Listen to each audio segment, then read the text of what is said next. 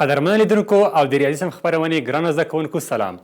خوښ یم چې له یو بلې په زړه پورې خپرونې سره ستاسو په چوپړ کې یم. هیله لرم چې روغ او جوړ به وئ. پوهیږئ چې د ریاضي مضمون زده کړه ډېرې هڅې او زیار ته اړتیا لري، ځکه بې زحمت راحت نشته. یعنې هڅه او زیار د بریالیتوب لاملونه دي. نو دې پایلې ته رسیږو چې د بریالیو او نابریالیو خلکو ترمنځ توپیر په دې کې دی چې بریالي کسان هیڅکله له هڅې نه ستړي کیږي، خو نابریالي کسان هر څه ته بهانې جوړوي او له لوستلو او هڅې تېښته کوي. نو باید له هڅې او زیار لاس په سر نه شئ تر څو خپلو موخو ته ورسیږئ او بریالي شئ. په همدې هیله راځئ چې خپل درس پیل کړو. په لومړي قدم کې ځو او د زده کړې موخې ګورو. ښه دقت وکړئ. د زده کړې موخې. زده کوونکي به د درس تر پای وکولی شي چې د حسابي ترادف منځنی حد پیدا کړي، هارمونیکي ترادف وپېژني او اوسط یې معلوم کړي. ګرانو زده کوونکو، په دې خپرونه کې هم د ترادفونو په هکله مهم موضوعات لرو او زده کوو. خو یو ټکي ته باید اشاره وکړم، هغه دا چې که چیرې تاسو مخکینی درس په ښه توګه زده کړی وي نو زه پوره باور لرم چې دا درس به په ډېرې اسانۍ سره زده کولی شئ، ځکه د دې درس هره موضوع د تیر درس سره مستقیمه اړیکه لري. ډېر ښه، په همدې هیله ځو او خپل درس پیلوو. خو له تاسو هیله لرم چې هره موضوع په دقت سره راسره تعقیب او مهم ټکي در سره نوټ کړئ. که د حسابي ترادف 3 پرله پسې حدونه ان جمع یو، ان منفي یو، ان مساوي 2، 3، 4 او همداسې ادامه لري وي، منځنی حد یې د لاندې فورمول په مرسته لاسته راځي. ګلالۍ زده کوونکو، که چیرې په یو حسابي ترادف کې 2 حدونه راکړل شوي او غواړو چې منځنی حد یې پیدا کړو نو د دې فورمول په مرسته یې په اسانۍ سره کولی شو منځنی حد یې په لاس راوړو. مخکې له دې چې د دې موضوع په اړه مثال درته حل کړم، لومړی دا زده کوو چې دا فورمول څنګه په لاس راځي. ګلالۍ زده کوونکو، که چیرې په یو حسابي ترادف کې 2 حدونه راکړل شوي او غواړو چې منځنی حد یې پیدا کړو نو د دې فورمول په مرسته یې په اسانۍ سره کولی شو منځنی حد یې په لاس راوړو. مخکې له دې چې د دې موضوع په اړه مثال درته حل کړم، لومړی دا زده کوو چې دا فورمول څنګه په لاس راځي. غواړو هغه فورمول په لاس راوړو چې په مرسته یې کولی شو په یو حسابي ترادف کې منځنی حد پیدا کړو. لکه څنګه چې موږ او تاسو په مخکیني درس کې د ان نوم حد د پیدا کولو فورمول لوستلی و چې عبارت دی له ان مساوي یو جمع ان منفي یو ضرب د څخه. اوس دا فورمول په ترتیب سره د ان منفي یو او ان جمع یو لپاره تعریفوو. یعنې په فورمول کې د ان پر ځای ان منفي یو او ان جمع یو وضع کوو چې د ان منفي یو په وضع کولو سره ان منفي یو مساوي یو جمع ان منفي یو منفي یو ضرب دی چې په پایله کې ان منفي یو مساوي کیږي د یو جمع ان منفي 2 ضرب دی سره. همدارنګه د ان جمع یو په وضع کولو سره لرو چې ان جمع یو مساوي کیږي له یو جمع ان جمع یو منفي یو ضرب دی سره چې په پایله کې د ساده کولو څخه وروسته ان جمع یو مساوي کیږي له یو جمع ان دی سره. اوس لاسته راغلي مساوات خوا په خوا سره جمع کوو، یعنې ان منفي یو جمع ان جمع یو مساوي کیږي له یو جمع ان منفي 2 ضرب دی جمع یو جمع ان دی سره.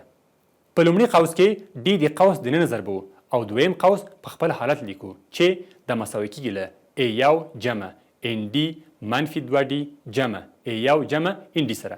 د مشابه حدونو له جمع کولو وروسته لرو چې 2 یو جمع 2 ان دی منفي 2 دی. اوس د مساوات د ښي لوري په ټولو حدو کې 2 مشترک نیسو چې 2 ضرب دی یو جمع ان منفي یو ضرب دی په لاس راځي. لیدل کېږي د قوس دننه افاده د ان سره مساوي ده، نو لیکلی شو چې ان منفي یو جمع ان جمع یو مساوي 2 ان سره. که چیرې د دې معادلې دواړه خواوې په 2 باندې وویشو په پایله کې ان مساوي ان منفي یو جمع ان جمع یو پر 2 په لاس راځي.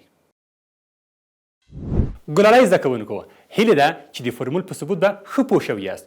اوس د دې وخت رارسېدلی چې په اړه یو مثال درته حل کړم. ښه دقت وکړئ. مثال د 12 او 21 عددونو حسابي اوسط پیدا کړئ. لکه څنګه چې ان منفي یو مساوي 12 او ان جمع یو مساوي 21 دی. اوس دا قیمتونه د حسابي ترادف د منځني حد په فورمول کې وضع کوو چې ان مساوي کیږي له 18 جمع 21 پر 2 چې دا مساوي کیږي له 38 پر 2 چې په پایله کې 19 په لاس راځي. نو ویلی شو چې د 18 او 21 عددونو حسابي اوسط د 19 څخه عبارت دی. خدای دې وکړي چې د مثال په حل به پوه شوي یاست. د دې لپاره چې دا موضوع مو په ښه توګه زده شي یو بل په زړه پورې مثال درته حلوم. ښه ځیر شئ. مثال که چیرې د یو حسابي ترادف لومړی حد 3 او پنځم حد یې 14 وي منځني 3 حدونه یې پیدا کړئ. لکه څنګه چې په ترادف کې لومړی حد 3 او پنځم حد یې 14 راکړل شوی دی. نو له دې ځایه ویلی شو چې دا ترادف 15 حدونه لري، یعنی A1 A2 A3 A4 او A5. نو غواړو منځني 3 حدونه لاسته راوړو. د دې کار لپاره په یو حسابي ترادف کې د n نوم حد له فورمول څخه ګټه اخلو چې عبارت دی له ان مساوي A1 جمع n منفي 1 ضرب d څخه. د دې فورمول په مرسته ګډ توپیر یعنی d په لاس راوړو. لکه څنګه چې په ترادف کې A1 مساوي 3 لومړی حد، A5 مساوي 14 پنځم یعنی وروستی حد دی. نو دا قیمتونه په فورمول کې وضع کوو چې 14 مساوي کیږي له 3 جمع 5 منفي 1 ضرب d سره چې د ساده کولو وروسته 14 مساوي کیږي له 3 جمع 4 d سره. معادله معلوم او مجهول کوو چې 14 منفي 3 مساوي 4 d په لاس راځي. د ساده کولو وروسته 4 d مساوي لاس په لاس راځي. اوس د معادلې دواړه خواوې په 4 ویشو چې په پایله کې d مساوي لاس پر 4 چې د اختصارولو وروسته 15 پر 2 په لاس راځي. د A2 A3 A4 قیمتونو د پیدا کولو لپاره د نوم فورمول څخه ګټه اخلو. نو لیکلی شو چې A2 مساوي A1 جمع D. د قیمتونو په وضع کولو سره دا مساوي کیږي 3 جمع 15 پر 2 چې د ساده کولو وروسته دا مساوي کیږي له 11 پر 2 سره. په همدې ترتیب A3 مساوي کیږي A1 جمع 2D سره. بیا هم د A1 او D پر ځای قیمتونه وضع کوو چې دا مساوي کیږي له 3 جمع 2 ضرب D 15 پر 2 سره چې د ساده کولو وروسته دا مساوي کیږي له 8 سره. او په پایله کې A4 مساوي کیږي له A1 جمع 3D سره چې بیا هم د A1 او D پر ځای قیمتونه وضع کوو چې دا مساوي کیږي له 3 جمع 3 ضرب 15 پر 2 سره چې د ساده کولو وروسته دا مساوي کیږي له 21 پر 2 سره. په پایله کې د ترادف پرله پسې حدونه عبارت دي له 3 11 پر 2 8 21 پر 2 او 14. ګرانه زده کوونکو، پوهیږم چې مثال ډیر اسانه و. زه ډاډه یم چې تاسو به د مثال د حل په ټولو مرحلو په بشپړ ډول پوه شوي یاست. که غواړئ چې د ریاضي هره موضوع مو په ښه توګه زده شي، زما وړاندیز تاسو ته دا دی چې د اړوندې موضوع ډېرې پوښتنې حل کړئ. نو په همدې هیله یو بل مثال هم تاسو ته حلوم. ښه دقت وکړئ. مثال که چیرې 2x جمع 2 3x منفي 2 او 5x جمع 1 د حسابي ترادف 3 پرله پسې حدونه وي د x قیمت پیدا کړئ. په ترادف کې د an منفي 1 an او an جمع 1 حدونه په نښه کوو چې an منفي 1 مساوي 2x جمع 2 an مساوي 3x منفي 2 او an جمع 1 مساوي 5x جمع 1 دی. دا قیمتونه د حسابي ترادف د منځني حد پیدا کولو په فورمول کې چې عبارت دی له an مساوي an منفي 1 جمع an جمع 1 پر 2 وضع کوو، یعنی 3x منفي 2 مساوي کیږي له 2x جمع 2 جمع 5x جمع 1 پر 2 سره چې د ساده کولو وروسته 3x منفي 2 مساوي کیږي له 9x جمع 3 پر 2 سره. اوس دا معادله طرفین او وسطین کوو چې 9x جمع 3 مساوي کیږي له 4x منفي 4 سره. معادله معلوم او مجهول کوو چې 9x منفي 4x مساوي منفي 4 منفي 3 کیږي. په پایله کې x مساوي منفي 2 په لاس راځي. د ترادف د تشکیلولو لپاره د x قیمت په ترادف کې وضع کوو چې 15 ضرب منفي 2 جمع 1 3 ضرب منفي 2 منفي 2 2 ضرب منفي 2 جمع 2 او په همدې ترتیب ادامه لري. د ساده کولو وروسته دا مساوي کیږي له منفي 15 جمع 1 منفي 21 منفي 2 منفي 14 جمع 2 او په همدې ترتیب ادامه لري چې په پایله کې منفي 14 منفي 23 منفي 12 او په همدې ترتیب ادامه لري په لاس راځي. قدرمنه لیدونکو، خدای دې وکړي چې د دې مثال په حل به هم پوه شوي یاست. اوس به زه له تاسو څخه یو پوښتنه وکړم او هغه دا چې که چیرې په یو حسابي ترادف کې 2 حدونه معلوم وي، کولی شو د دې 2 حدونو په مرسته ګډ توپیر پیدا کړو؟ راځئ چې په ګډه یې وګورو. که چیرې د یو حسابي ترادف ان اوم حد او ام اوم حد معلوم وي نو د حسابي ترادف د ان اوم حد ټاکلو له فرمول څخه ګټه اخلو. یعنی دا فرمول د ان او ام حدونو لپاره تعریفوو چې ا ان مساوي کیږي ا یو جمع ان منفي یو ضرب دی ډي سره، او په همدې ترتیب ا ام مساوي کیږي ا یو جمع ام منفي یو ضرب دی ډي سره. اوس د لومړۍ رابطې څخه دویمه رابطه خوا په خوا تفریق کوو، یعنی ا ان منفي ا ام مساوي کیږي له ای یو جمع ان دی منفي دی منفي ای یو جمع ام دی منفي دی سره. د معادلې په ښي لوري کې د منفي علامه د قوس په داخل کې ضرب وو چې ای ان منفي ای ام مساوي کیږي له ای یو جمع ان دی منفي دی منفي ای یو منفي ام دی جمع دی سره. د ساده کولو وروسته ای ان منفي ای ام مساوي کیږي له ان دی منفي ام دی سره. د معادلې ښي لوري کې ډي مشترک نیسو چې ای ان منفي ای ام مساوي کیږي له ان منفي ام ضرب ډي سره. د معادلې دواړه لوري په ان منفي ام باندې ویشو چې په پایله کې ډي مساوي کیږي له ای ان منفي ای ام پر ان منفي ام په لاس راځي. د دې فرمول په مرسته کولی شو د دوو حدونو ترمنځ ګډ توپیر په لاس راوړو. په دې فرمول کې ډي ګډ توپیر ای ان د ترادف ان اوم حد او ای ام د ترادف ام اوم حد دی. قدرمنو لیدونکو او ګرانو زده کوونکو، هیلهمند یم چې د دې فرمول ثبوت به مو زده شوی وي. اوس هم د یوې لنډې دمې وخت رارسېدلی دی. د دمې وروسته د درس پاتې برخه په ډیره ساده او اسانه طریقې سره درته وایم. نو چیرته مه ځئ، ژر بیرته راګرځو.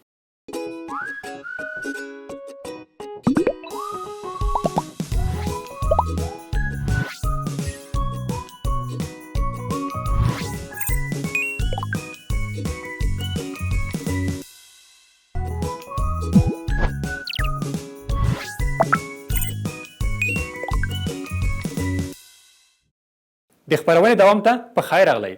لکه څنګه چې د دمې مخکې مو د دوو حدونو ترمنځ د ګډ توپیر فرمول پیدا کړ، اوس نو د دې وخت رارسېدلی دی چې د دې فرمول په مرسته یو مثال حل کړو. ښه ځیر شئ. مثال: که چیرې د یو حسابي ترادف شپږم حد 10 او لسم حد یې 40 وي، ګډ توپیر او لومړی حد یې پیدا کړئ او د ترادف لومړي 10 حدونه ولیکئ. لکه څنګه چې په ترادف کې دوه حدونه راکړل شوي دي. د ګډ توپیر پیدا کولو لپاره لسم حد په ای ان او شپږم حد په ای ام سره ښیو، یعنی ای ان مساوي ای لس مساوي 40 او ای ام مساوي ای شپږ مساوي 10. د ګډ توپیر پیدا کولو لپاره د ډي مساوي ای ان منفي ای ام پر ان منفي ام په فرمول کې د ای ان ای ام ان او ام قیمتونه وضع کوو چې ډي مساوي کیږي له 40 منفي 10 پر لاس منفي شپږ لاسته راځي. د ساده کولو وروسته 14 پر 4 مساوي 4 په لاس راځي چې په پایله کې د ګډ توپیر حاصل 4 په لاس راغی. د لومړي حد د پیدا کولو لپاره د حسابي ترادف د ان اوم حد ټاکلو له فرمول، یعنی ای ان مساوي ای یو جمع ان منفي یو ضرب د ډي څخه ګټه اخلو. کولی شو دا فرمول د لسم یا شپږم حد لپاره تعریف کړو چې دلته دا فرمول د لسم حد لپاره تعریف شوی دی، یعنی ای لس مساوي کیږي له ای یو جمع لس منفي یو ضرب دی 4 سره. د لسم حد پر ځای قیمت وضع کوو چې 40 مساوي کیږي له ای یو جمع 9 ضرب دی 4 سره. د ساده کولو وروسته 40 مساوي کیږي له ای یو جمع 10 سره. معادله معلوم او مجهول کوو چې ای یو مساوي کیږي له 40 منفي 10 سره. په پایله کې د لومړي حد قیمت مساوي لس په لاس راځي. اوس یې ترادف تشکیلوو چې د دې کار لپاره لومړی حد یعنی لس په خپل حالت لیکو. د دویم حد تشکیلولو لپاره لومړی حد د ګډ توپیر سره جمع کوو چې 14 په لاس راځي. د دریم حد د تشکیلولو لپاره دویم حد د ګډ توپیر سره جمع کوو چې 18 په لاس راځي. په همدې ډول کولی شو چې د ترادف نور حدونه هم لاسته راوړو، یعنی 22 شپږ 10 40 18 22 او 40. لایق زده کوونکو، خدای دې وکړي چې د دې مثال په حل به ښه پوه شوي یاست. که تاسو غواړئ چې د دې موضوع اړوند نورې پوښتنې حل کړئ، نو د ښوونځي د کتاب د تمرین سوالونه درسره حل کړئ. که چیرته له کومې ستونزې سره مخ کیږئ، نو حتما یې له موږ سره شریک کړئ. اوس به یو بل په زړه پورې مثال درته حل کړم. ښه دقت وکړئ.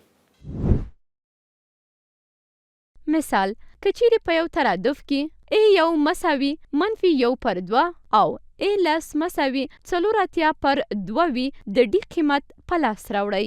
لکه څنګه چې د ترادف لومړی او لسم حد راکړل شوی دی نو ام مساوي 10 کیږي او همدارنګه ان مساوي 1 کیږي.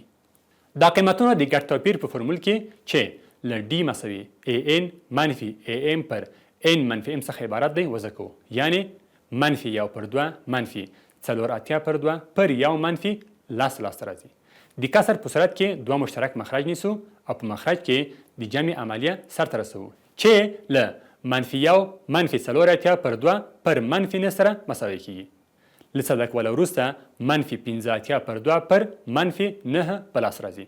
لومړی کسر په خپل حالت لیکو، د تقسیم عملیه په ضرب بدلو او دویم کسر معکوس کوو چې منفي 15 پر 2 ضرب دی منفي 1 پر 9 په لاس راځي. د ضرب عملیې وروسته ګډ توپیر 15 پر 18 په لاس راځي.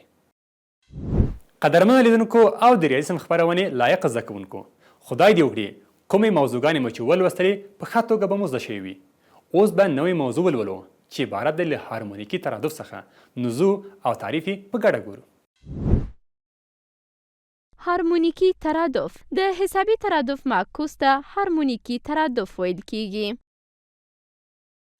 ګرانو زده کوونکو، تعریف مو ولیده. اوس به یې په اړه څو مثالونه درته تشریح کړم تر څو دا موضوع تاسو ته لا روښانه شي. لکه څنګه چې 3 11 15 19 او په همدې ترتیب ادامه لري یو حسابي ترادف دی ځکه د حدونو ترمنځ یې ګډ توپیر مساوي دی.